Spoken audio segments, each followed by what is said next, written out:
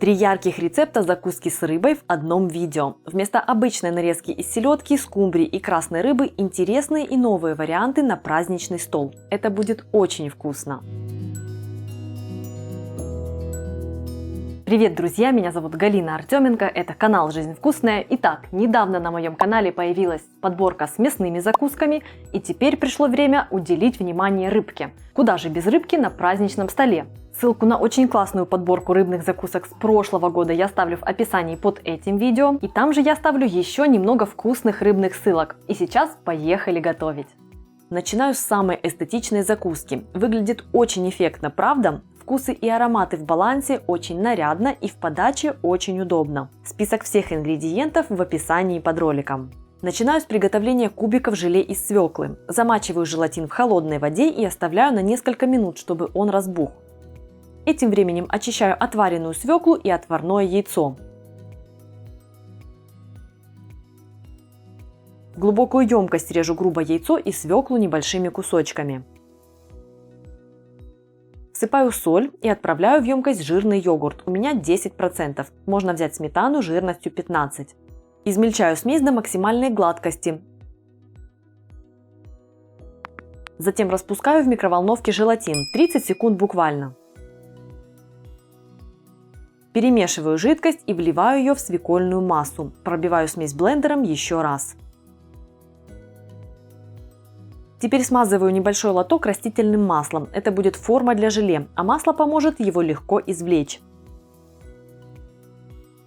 Выливаю свекольную массу в лоток и убираю в холодильник до полного застывания. Если хочется, чтобы это желе схватилось побыстрее, отправьте лоток в морозилку на 20-30 минут, а затем переместите в холодильник. Так желе застынет очень быстро.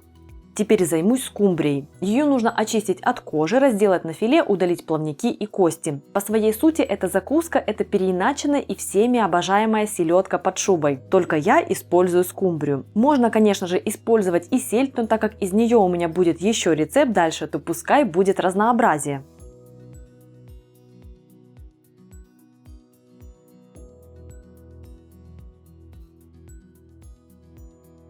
Разделанное филе скумбрии я режу кусочками шириной в 1–1,5 см. Режу кружочками луковицу. Теперь приготовлю основание для закуски – хрустящие мини-дранички. Очищенный картофель я натираю на мелкой терке.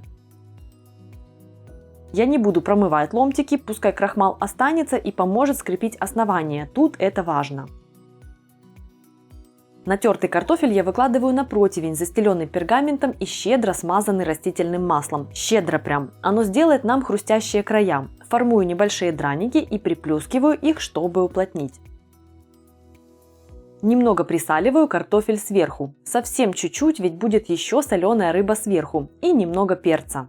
Чтобы одновременно выпечь 2 противня и сэкономить время, я использую режим конвекции в духовке. Первый противень отправила, быстро сформовала второй и отправила к первому. Температура 200 градусов, длительность приготовления 12-15 минут. Желе застыло, извлекаю его из лоточка и режу кубиками размером около 1,5 см.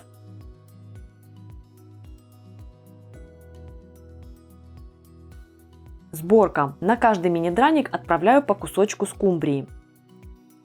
Дальше идет несколько колечек красного лука. Затем насаживаю на шпажки свекольное желе и пронизываю все остальные слои, скрепив их.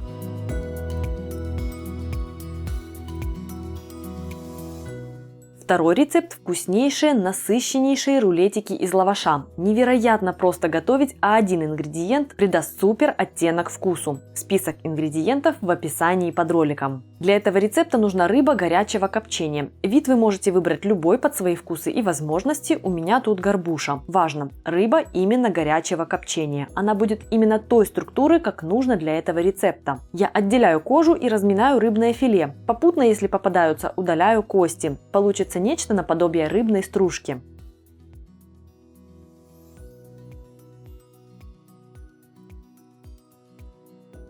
Отправляю в глубокую миску сливочный сыр. К нему отправляю рыбу. И теперь время особого ингредиента, который сделает эту закуску очень яркой по вкусу. И она понравится всем любителям суши. Я беру 2 листа нори и режу их в миску небольшими кусочками. Они размягчатся и будут распадаться, но небольшие островки должны быть. Так будет красивее, чем если просто измельчить нори, скажем, на кофемолке. Выжимаю сок лимона, он сбалансирует вкус. Отправляю в смесь сметану и вымешиваю тщательно до пастообразного состояния.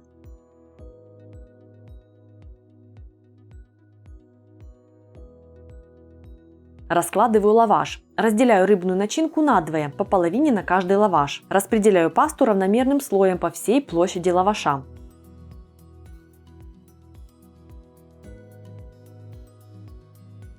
Сворачиваю лаваши в тугие рулеты. Если свернуть не туго, кусочки будут неаккуратными после нарезки. Теперь нужно, чтобы рулеты пропитались, а все ингредиенты поженились. Каждый рулет я заворачиваю в пищевую пленку и отправляю в холодное место на час-другой. Можно и на дольше, но меньше не стоит.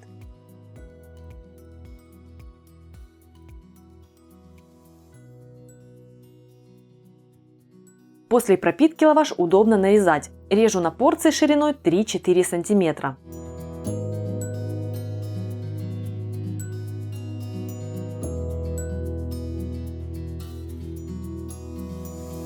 Третий рецепт – селедочное масло. Яркий, супер вкусный рецепт и такой простой в приготовлении. И приготовить его можно заранее, что очень удобно в праздники. Список ингредиентов в описании под этим роликом.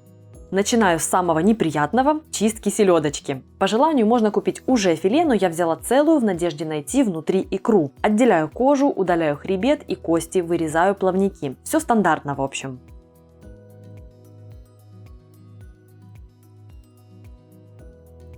Икры, к сожалению, внутри не было, но ничего. Грубо режу селедку. Очищаю луковицу и отварные яйца.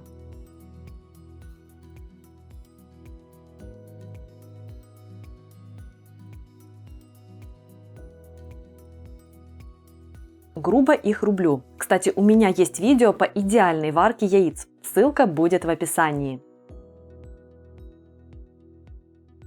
Отправляю в чашу комбайна яйца, лук и сельдь. Измельчаю смесь.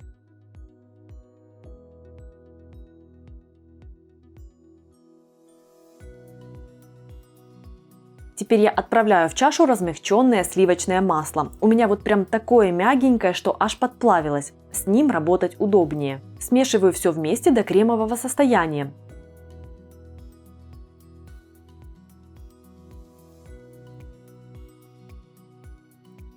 Посмотрите, какая красивая смесь получается. Добавляю немного соли, перца и выжимаю сок лимона.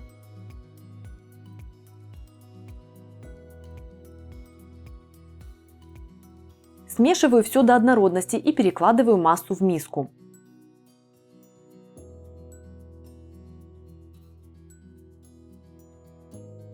И теперь я отправляю в масло цельнозерновую горчицу и отдельно купленную икру сельди. Она создаст крутую текстуру масла, и горчица, и икра работают на ощущение. Именно поэтому я не отправляла их в комбайн, чтобы сохранить целыми. Перемешиваю до объединения, и масло готово. Подавать его можно как душе угодно. Можно разложить по формочкам, заморозить, извлечь и подать на блюде с гренками. Каждый будет сам намазывать себе маслом.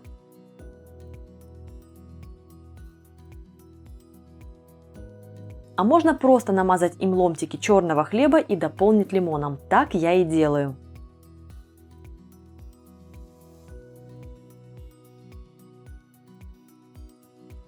Еще по маленькой веточке укропа, и закуска готова. Очень вкусно! Пишите в комментариях, какие рыбные закуски регулярно готовите вы, какой из рецептов из этого ролика понравился вам больше всего. Подписывайтесь, если вы на моем канале впервые, жмите на колокольчик. Меня зовут Галина Артеменко, и это канал «Жизнь вкусная».